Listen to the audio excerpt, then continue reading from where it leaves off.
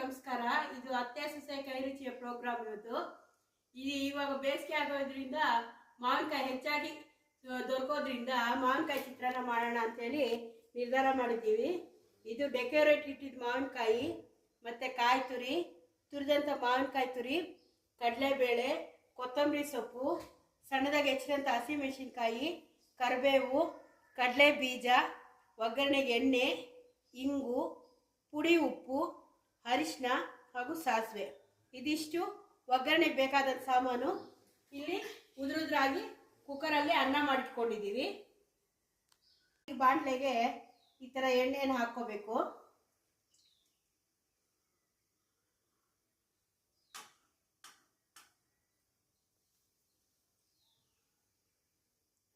ಎಣ್ಣೆ ಚೆನ್ನಾಗಿ ಕಾಯಬೇಕು.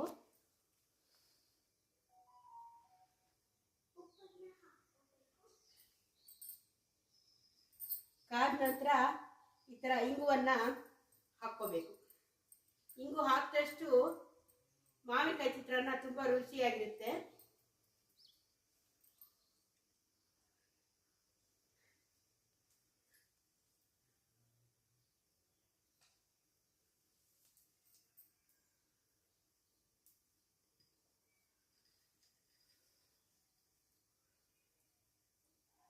ನಂತರ ಕಡಲೆ ಬೀಜವನ್ನು ಹಾಕಿ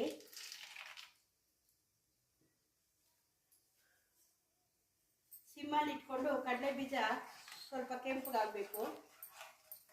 ಹೆಚ್ಚು ಉರಿ ಇಟ್ಕೋಬೇಡಿ. ಹೆಚ್ಚು ಉರಿ ಇಟ್ಕೊಂಡ್ರೆ ಮೇಲೆ ಸೀದಾಗುತ್ತೆ, ಒಳಗಡೆ ಬೆಂದಿರಲ್ಲ ಕಡಲೆ ಬೀಜ.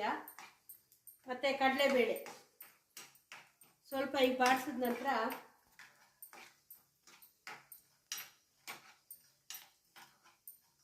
ನೋಡಿ ಬಣ್ಣ ಚೇಂಜ್ ಆಗ್ತಾ ಇದೆ. ಪಟ್ ಪಟ್ ಅನ್ನುತ್ತೆ ಈ ಕಡಲೆ ಬೀಜ.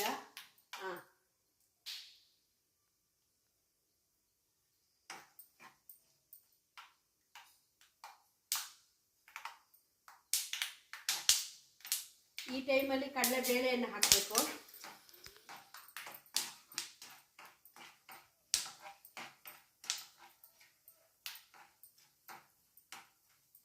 ನಂತರ ಸಾಸಿವೆಯನ್ನು ಹಾಕಬೇಕು. ಸಾಸಿವೆಯನ್ನು ಹಾಕಿ ಸಾಸಿವೆ ಕೂಡ ಚಿಕ್ಕಪಟ್ಟ ಅದು ಸಿಡಿಬೇಕು. ಈ ಕಡಲೆಬೇಳೆ ಕಡಲೆ ಬೀಜ ಎಲ್ಲ ಸ್ವಲ್ಪ ಕೆಂಪು ಆಗಬೇಕು.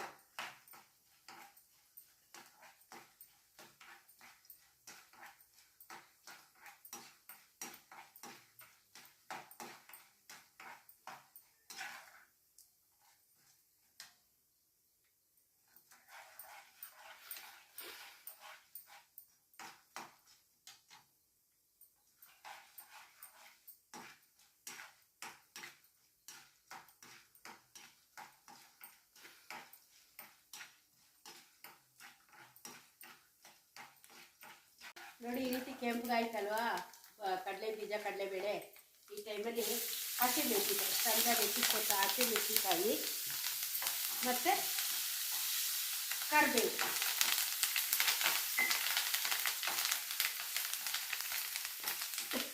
ನಂತರ ಈ ಅರಿಶಿನ ಹಾಕ್ಬಿಟ್ಟು ಸ್ಟವ್ ಆಫ್ ಮಾಡಿಬಿಡ್ಬೇಕು.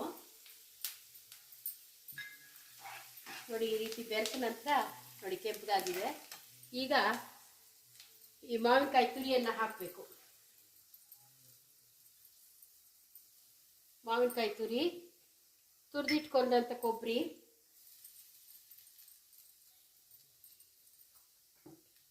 ಹಾಗೂ ಕೊತ್ತಂಬರಿ ಸೊಪ್ಪು.